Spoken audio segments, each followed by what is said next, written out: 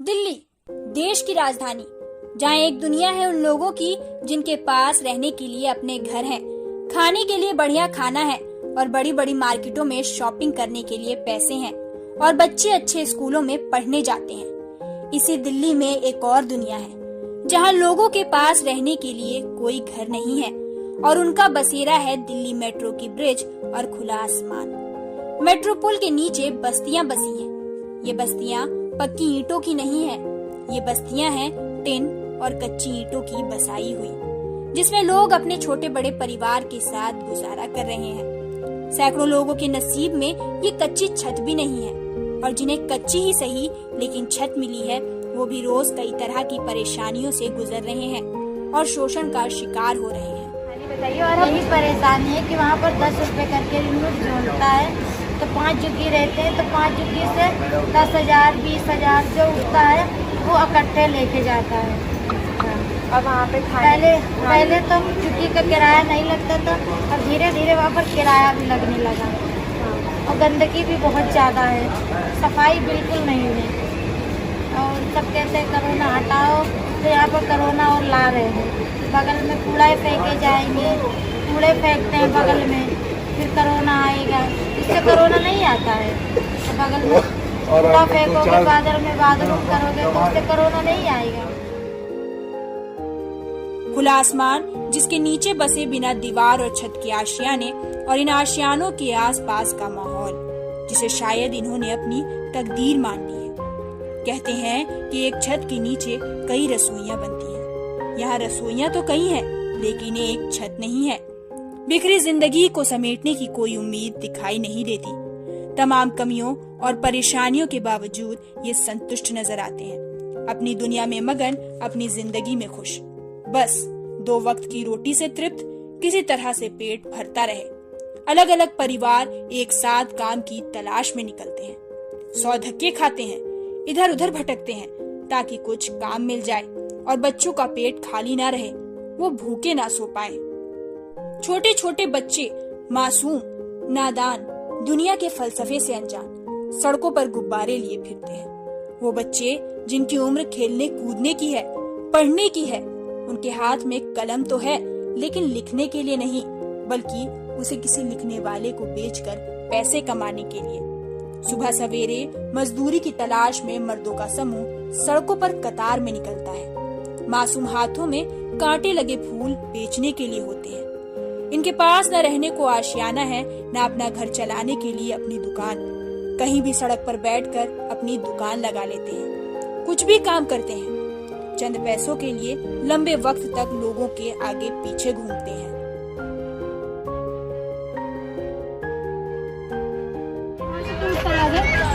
यहाँ पे वहाँ भगाते, यहाँ पे आते यहाँ से भगा देंगे, दूर कहीं चले जाएंगे। कौन भगाता है?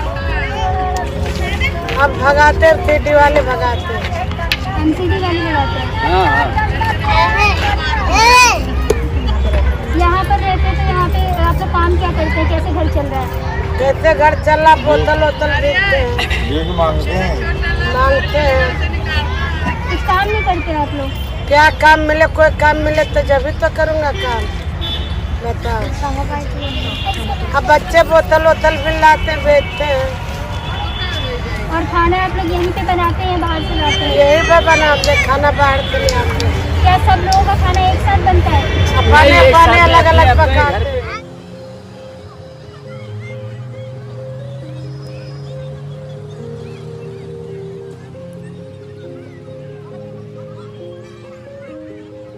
बच्चे तो हमारे सबको तो करना ही पड़ता है। ये सब बच्चे तो जो अब पकाते वही जब खाते चलेंगे हैं। नहीं तो काम कैसे करेंगे, खाना कैसे बनेगा, चूल्हा कैसे पकेगा बताओ। एक घर में 3-3 4-4 बच्चे हैं तो कहाँ से खाएंगे? हाँ, आज बजा दिए इनका फायदा एक स्टोर वाले के पास चले जाते हैं, दवा गोली बस वहीं से लाते हैं, बस वहाँ अस्पताल जा नहीं पाते, इतना सारा पैसे लेगा।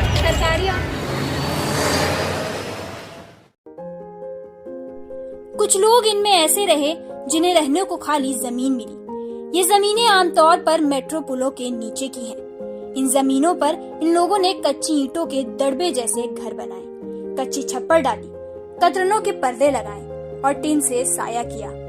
दिन भर की भाग दौड़ के बाद वो लोग जिन्हें ये कच्चे घर भी हासिल नहीं, वो मेट्रो ब्रिज और फ्लाईओवर के नीचे एक चादर लेकर रात गुजारते हैं। दिल्ली की कपकपाती सर्दी और खुले आसमान के नीचे महज एक चादर लेकर सोते ये लोग कितने मजबूत होंगे, इसका अंदाजा लगाया जा सकता है। जिस दिल्ली की ठंड में बंद कमरों में इंसान थरथराता है, उसी दिल्ली की ठंड में ये मजबूर बाहर सोते हैं। कभी सुकून से आहें भरते हैं और कभी ठंड से कपकपाते हैं। ये चाहे भी तो बंद दीवार की आगोश में नहीं सो सकते। इनको सोते हुए देखकर कोई नहीं बता सकता कि ये किस कश्मकश में उलझे हुए हैं। कोई इसलिए नहीं बता सकता क्योंकि इनके हालात का सामना खुद ये कर रहे हैं और कोई नहीं। इन्हें बहुत कुछ पाने की चाहत तो है, लेकिन इनके पास खोने के लिए कुछ नहीं है। सवाल तो ये है कि आखिर सरकार इन लाचार और बेबस लोगों के लिए क्या कर रही है? क्या ये मजबूर सरकार की जिम्मेदारी नहीं है? क्या सरकार इनके सर पर छत डालने के लिए जिम्मेदार नहीं है?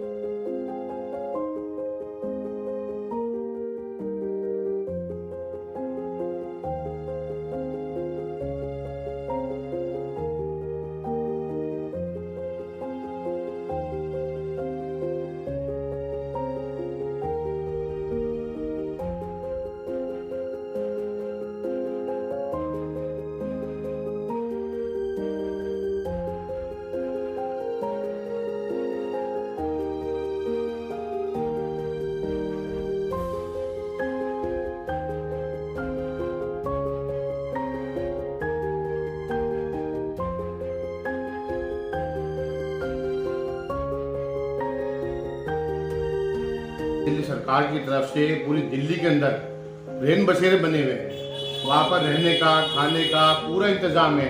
जैसे अभी हमारे इलाके में भी कि बटला हाउस में आपने सिली क्लब रोड देखा होगा, वहाँ रेन बसेरा है। उनके रहने का, खाने का, पीने का सारा इंतजाम किया जाएगा। और जो भी ऐसे लोग हैं जो फुटपाथ पर रहते हैं या मेट्रो के नीचे कहीं भी खुले में वो अपनी ज़िंदगी बसर कर रहे हैं, तो उन्हें ऐसे रहने की ज़रूरत नहीं है। दिल्ली सरकार की तरफ से एक हेल्पलाइन नंबर भी है। हेल्पलाइन नंबर मैं आपको बता दूंगा, हेल्पलाइन नंबर भी है। और रेन बसेरे पूरी दिल्ली के अंदर बसे हुए, वो रेन बसेरे में हैं। उनके वहाँ पे बहुत अच्छा इंतजाम है, क्योंकि मालूम है जो हालात से मजबूर होता है वही जाहिर सी बात है घर से बाहर रहता है, फुटपाथ पर रहने मजबूर होता है या कहीं भी खुले में रहने मजबूर होता है। ऐसे लोगों के लिए दिल्ली सरकार, ओखला विधायक अहमदुल्ला खान, ओखला में कोई परेशानी तो वो खड़े हैं। हम लोग हैं, जो पूरी टीम है सरकार के, जो लोग हैं जो वॉलंटियर है वो सारे काम कर रहे हैं। वो काम करें कि ऐसी जगह आपको लगती है कोई ऐसा इंसान है, कोई परेशान हाल है जिसकी मदद करनी है, तो जरूर करेंगे। इसमें कोई परेशानी वाली बात नहीं है। आप हमें बताइएगा ओखला विधायक विधानसभा में, तो ओखला विधायक अहमदुल्ला खान साहब को बताइएगा। दिल्ली सरकार का हेल्पलाइन नंबर है, उस हेल्पलाइन नंबर पर कॉल करके बता सकते हैं। क्योंकि देखिए ऐसा है कि सर्दी का वक्त है, जैसे आपने कहा सर्दी का वक्त है, और सर्दी के वक्त में जाहिर सी बात है जब घर में भी सर्दी लगती तो रोड पे फिर रहने वाले लोगों को जो फुटपाथ रहते हुए, तो जाहिर सी बात उनकी जिंदगी बसर करने के लिए बहुत मुश्किल है। ऐसा कहीं लगता है तो आप जरूर बताइएगा, उनकी मदद की जाएगी और रेन बसेरे में उनका इंतजाम किया जाएगा।